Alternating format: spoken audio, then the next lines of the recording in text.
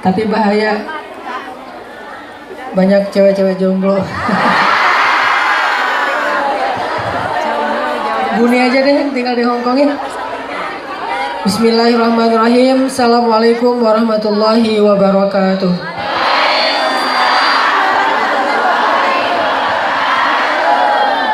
Innal hamdalillah nahmaduhu wa nasta'inuhu wa nastaghfiruh.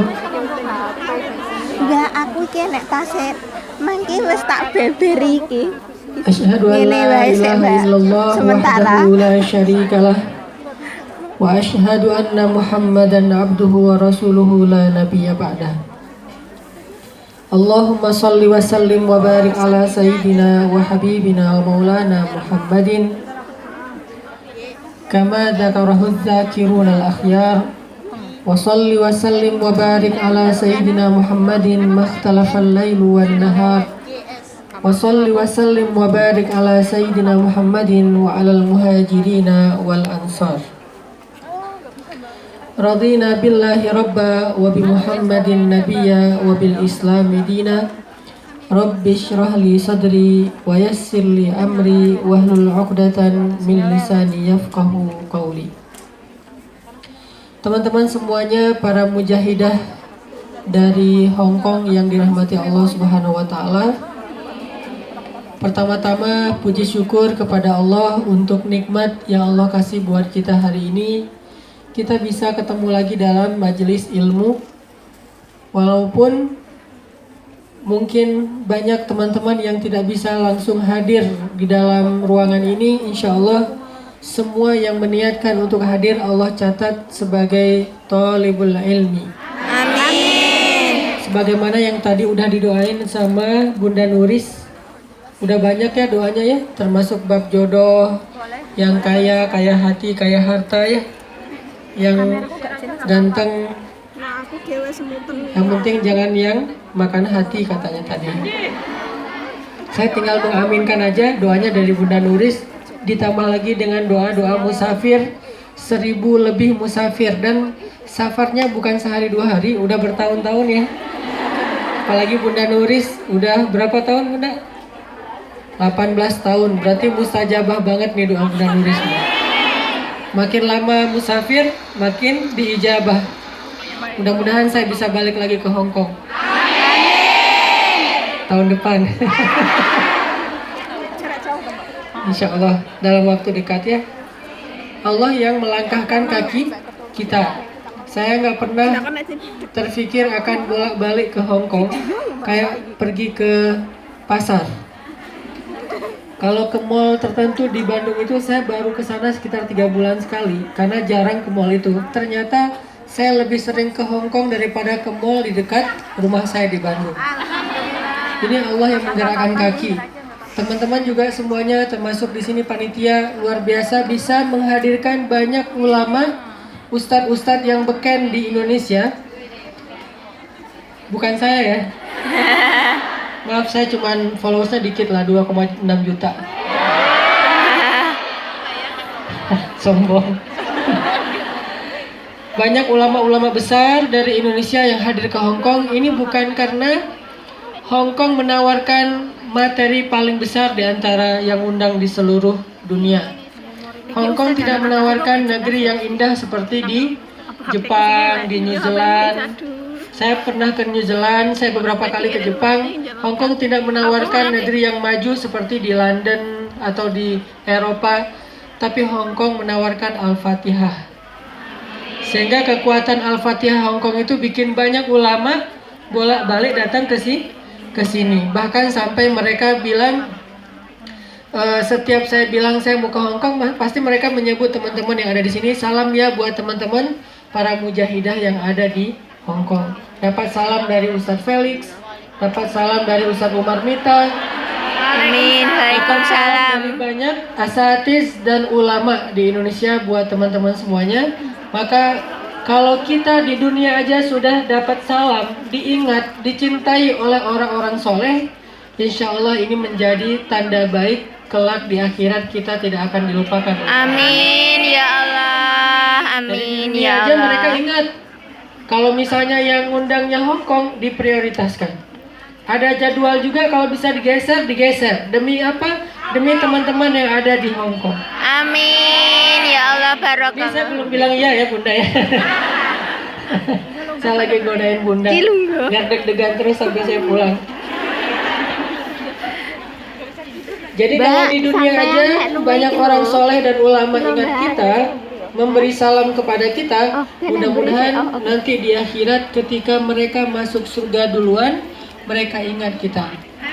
Amin. Ketika para ulama sudah berada di pintu surga, mereka bertanya kepada malaikat, di mana surganya mujahidah-mujahidah Hong Kong? Amin. Kata malaikat, mereka masih di padang mahsyar. Kenapa? Lagi dihisap. Apa yang dihisap? Postingan mereka di sosmed.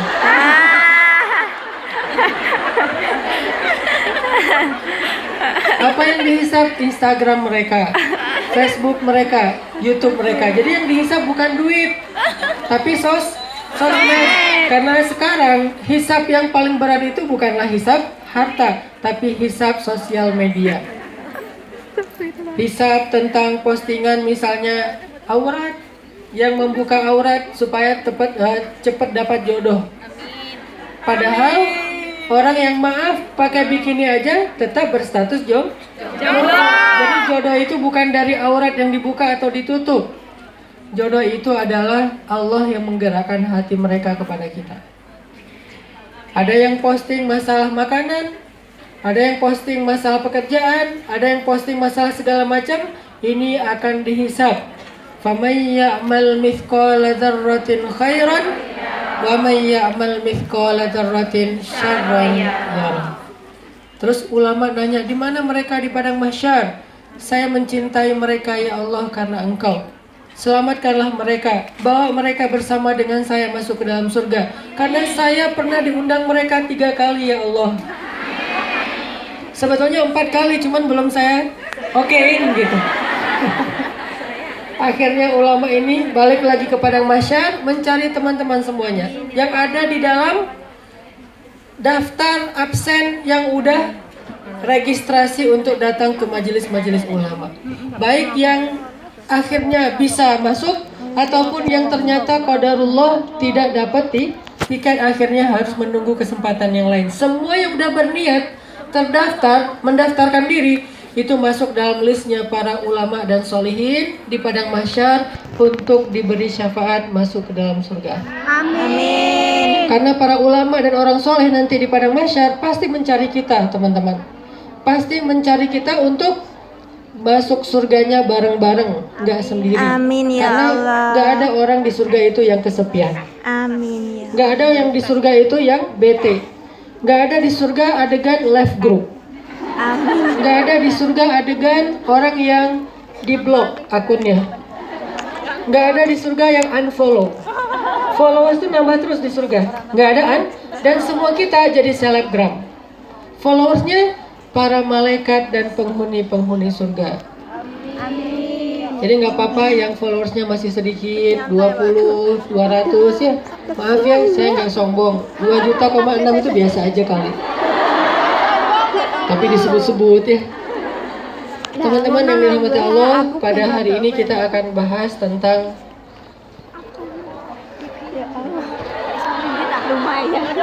perasaan saya udah 3 kali ke Hong Kong. 3-tiganya masalah jodoh. Ini saya mau nanya, siapa yang udah beralih statusnya menjadi halal? Siapa yang pertama kali saya datang ke Hong Kong masih sendiri? Coba angkat tangan dulu. Yang pertama kali saya datang ke Hong Kong masih berstatus jomblo. Angkat tangan dulu. Oke, sekarang masih angkat tangan. Yang sudah halal turunkan tangannya. Masih tetap ya? Masya Allah ya, ada 1-2 yang sudah halal. Saya paham kondisinya berbeda ya. Mudah-mudahan kita tidak memaksakan diri, tetap bersabar. Wabasyiris sabirin. Sampaikan berita gembira kepada orang-orang yang sabar. Apa berita gembiranya? Tiba-tiba nanti pas pulang ke Indonesia ada yang jemput di airport. Orang tuanya Apalagi Amin nek kanca kelompok. tentang jodoh dari tiga pertemuan, tapi sebetulnya kontennya bukan masalah pernikahan. Kontennya masalah yakin kepada Allah. Kontennya masalah keajaiban dan kejutan dari Allah Subhanahu wa Ta'ala. Saya mau share beberapa cerita pribadi, bukan untuk sombong, karena saya tahu teman-teman punya cerita yang lebih keren daripada ini. Ini cuma cerita, mudah-mudahan jadi kayak semacam penyemangat buat kita. Sekitar sebulan yang lalu, saya jalan-jalan ke Jogja, sekalian ada safari dakwah. Terus saya naik becak sama istri, keliling-keliling Jogja, mampir di beberapa tempat oleh-oleh. Harganya Rp20.000. Harga becak apa? Becak hotel gitu. Pas udah sampai di hotel, sepanjang perjalanan tukang becak ini, si abang becaknya cerita tentang rumahnya, keluarganya, anak-anaknya. Sampai akhirnya pas sampai di hotel, saya ngerasa nggak tega ngebayar 20.000. Saya kasih 100.000. Niatnya karena kasihan. Pas saya kasih 100.000, tukang becaknya ini nangis dan terharu. Udah gitu dia berdoa, ya Allah, mudahkan rezeki Bapak ini, ya Allah, jadikan keluarganya sakinah, mawaddah, warahmah, kayak gitu. Banyak doanya. Dan ternyata ajaibnya, gak lama setelah dia doakan, semua yang dia doain itu Allah kabulkan. Pertama dia doakan semoga Bapak dan Ibu sakinah, mawaddah, warahmah. Saya dapat kecup dari istri saya. Ih, kamu baik banget sih. Padahal cuma 100.000 ya. Pasti teman-teman sedekahnya lebih banyak. Makanya karena saya nggak takut riya, saya cerita nih. Kalau saya kasih 1 juta, saya nggak akan cerita. Nanti jadinya sombong. Kalau 100.000, teman-teman mujahidah di Hongkong ngasihnya lebih banyak dari itu. Dia kecup sama istri. Udah, setelah itu nggak usah dibahas. Kalau masih sendiri nggak ngerti pasti kasihan. Apalagi jauh dari keluarganya. Satu. Kemudian tiba-tiba ada yang WA ke saya, bilang pengen ketemu. Ustadz, saya pengen ketemu dengan Ustadz. Saya bilang maaf, nggak ada waktu, saya lagi banyak jadwal. Sebentar aja Ustadz. Terserah Ustadz, selama di Jogja kasih waktu 5 menit aja. Maaf, nggak bisa. 5 menit aja nggak bisa. Saya tolak. Akhirnya dia maksa. Karena udah maksa banget, dia begging, dia mengharap banget. Akhirnya saya bilang ya udah besok ya kita ketemu pas sarapan. Maaf gak bisa lama ya, gak apa-apa Ustaz, cuma 5 menit katanya. Terus subuh-subuh ternyata dia WA lagi, Ustaz maaf, saya gak bisa ketemu soalnya ternyata teman saya beli tiket pesawat saya dari Jogja ke Jakarta itu jam 8 pagi. Jadi mungkin kita belum ditakdirkan untuk ketemu. Saya bilang gak apa-apa, dalam hati saya alhamdulillah gak jadi ketemu. Selang sejam kemudian dia WA lagi, Ustaz maaf ternyata pesawatnya delay 3 jam. Saya kaget, ternyata mau ketemu, gimana tuh? Saya bilang, boleh saya ketemu Ustaz, maaf saya ini udah janji sama yang lain, tadi kiranya kita nggak jadi ketemu. Sebentar aja Ustaz, dia maksa-maksa. Akhirnya saya terima jam 9 di hotel, dia datang on time. Datang ngapain? Bawa duit. Ustaz ini hadiah buat Ustaz. Hadiah buat apa? Saya dapat hidayah lewat ceramah-ceramah Ustadz. Saya dengar YouTube, saya follow Instagram kayak gitu-gitu. Saya pengen menghargai. Ini memang kecil Ustadz, tapi mudah-mudahan ini bisa membuat Ustadz lebih semangat dalam beramal soleh, berdakwah.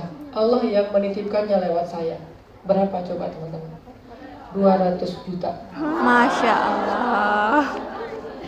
Saya baru kasih 100.000, Allah ganti 200 juta. Saya kan nggak percaya. Ini kartu nama saya. Insya Allah nanti saya minta nomor rekening Ustaz, saya transfer. Kan nggak percaya dong. Jangan-jangan dia cuma pengen selfie bareng gitu ya. Sehari kemudian dapat notification dari bank, saya dapat transferan 200 juta, saya cek namanya benar, saya cek rekeningnya, ternyata orangnya emang orang kaya, jangan-jangan saya dijebak gitu. Alhamdulillah Allah balas dan Allah kabulkan doa orang yang tadi mendoakan saya.